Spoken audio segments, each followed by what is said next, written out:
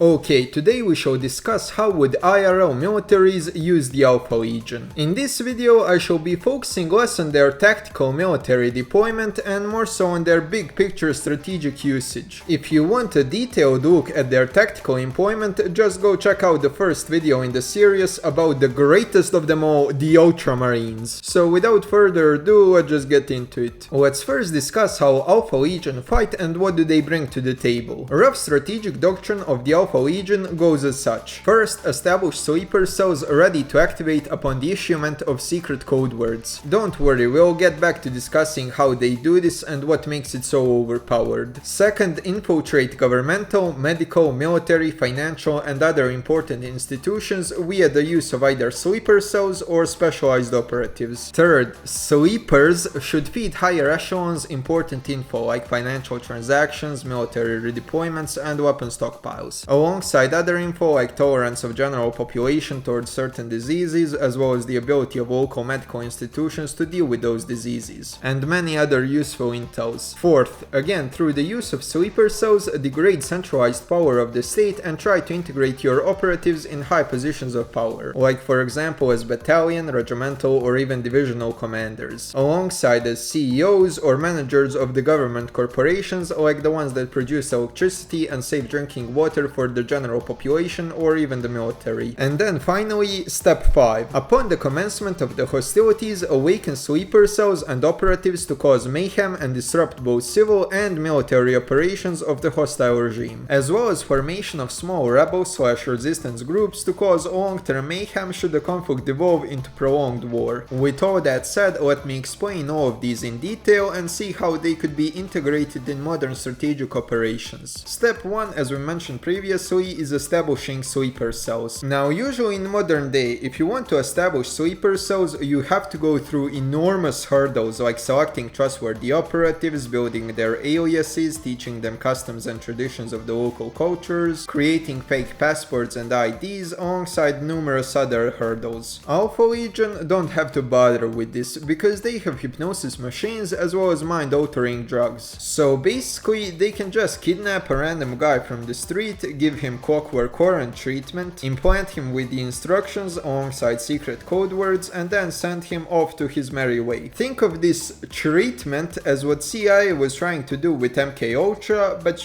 actually effective and not just a waste of taxpayer funds. It is still just as equally inhumane though, but who cares, certainly not the government, and if you think broad populace has any say in the matter of how their country is run, then you must be out your fucking mind. Okay, with the first step of creating sleeper cells firmly established, it's time to put them to use with the second step, which is the infiltration of the civil and military institutions. CIA or any other intelligence agency, doesn't really matter, can give Alpha Legion info on what corporations are government owned or which ones are closely associated with the party higher-ups of, let's say, the CCP. In USA it would be like senators, but they hold much less power and influence than the CCP party members, which is why I mentioned them instead. Anyways, Alpha Legion can simply reprogram a random person to be an extremely hard worker at the company, and then send him off to get a job there. From then on out, he is surely going to advance through the corporate ladder and be able to give more and more useful info to the Alpha Legion. Sure, this may take a while, but rest assured, Alpha Legion can wait. They are the veterans of the long war after all. Another bonus to this is that even if the operative gets captured, he likely won't tell a thing, because you can simply instruct him via hypnosis that should he ever get caught, he immediately forgets ever working with the Alpha Legion. From here on out, if he is successful, our sleeper agent will likely be in contact with the middle management and higher ups of the company, and thus can slowly but surely invite each one step by step to his house for a drink or even a party, allowing trained Alpha Legion operatives and probably even Astartes themselves to rewire the brains of the more high profile targets. Basically now allowing the Astartes to sort of shadow puppeteer the major corporations and local governmental institutions, like hospitals, police and firefighter departments, city infrastructure and many others. But why stop here? Why not go beyond and target the big boys, aka the generals and politicians? Major CEOs are already known as the politicians' main source of bribes, or lobbying as they call it. So what you can do is promise them a huge amount of of money if they just choose to do a small favor for you. Say something believable, like that you did fraud or insider trading.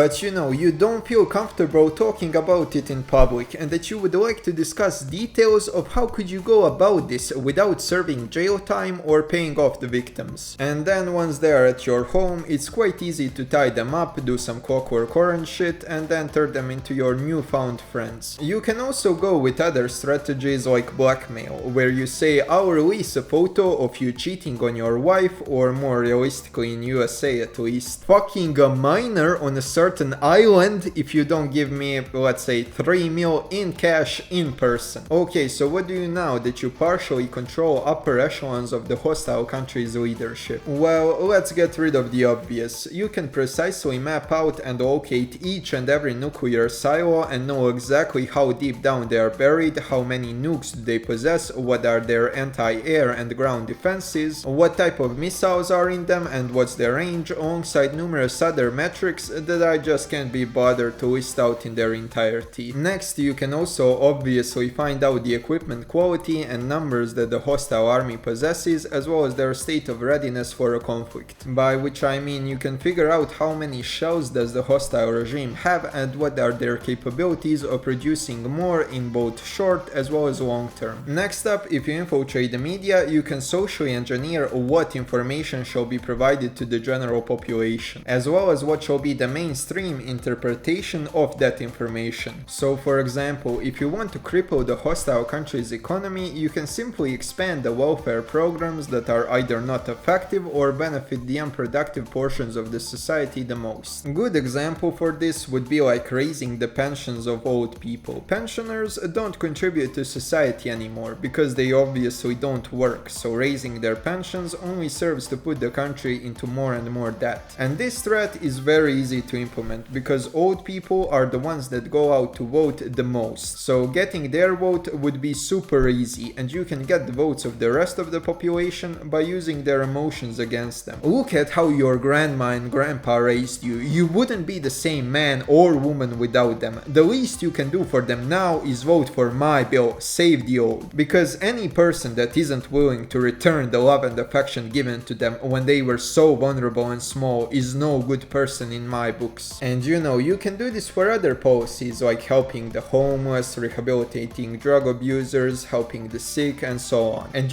what's the best thing about all this? None of these policies need to be effective. They just have to have the aura of kindness and compassion around them. It doesn't matter that the governmental hospitals are paying 2 or 3 times fair market price for life-saving medicine. None of that matters because the point was never to help the downtrodden. The actual purpose of these projects is simply to expand the national debt and enrich the pockets of CEOs as well as their politician friends. You can also stir up the unrest by inciting political division and violence. Put the most polarizing people in media positions and amplify their messaging. Use NGOs funded by shell corporations to call for censorship and then use other NGOs to expose how bad previous NGOs are. The point here is not to pick a side, but rather to divide the populace so much that they can't see eye to eye. With enough effort, you could also hopefully make them segregate into their own communities where they can be even more radicalized in their beliefs. From then on, you can train them into a cult of like-minded people, or more accurately, a militia led by an Alpha Legion agent. Then, during the election season, the most turbulent time in democratic countries at least, you can make them fight each other and hopefully start a civil war. If you want to do this strategy in non-democratic countries, then your best bet is either to incite ethnic rebellions or better yet a military coup d'etat. Should you not be able to start a civil war and should the Alpha Legion supported country and the hostile country go to war, these radical cells could still serve their purpose as highly motivated partisan organizations that only need minimal material support to operate. They can be used to sabotage factories, bridges, roads, provide intel of movement of military equipment, be used as an ambushing force on the friendly territory alongside numerous other roles. You can also use the partisans to spread meticulously crafted diseases, specifically designed to have the best effect on the local population based upon their genetic makeup. Info on their genetic makeup obviously coming from the info gathered by the infiltrators working in the medical sector. Now, of course, these diseases should not be made to kill, they're just too inefficient, but rather to make people sick so much so that they can't go to work, and thus forcing the hostile government to waste resources caring for them. Now there are way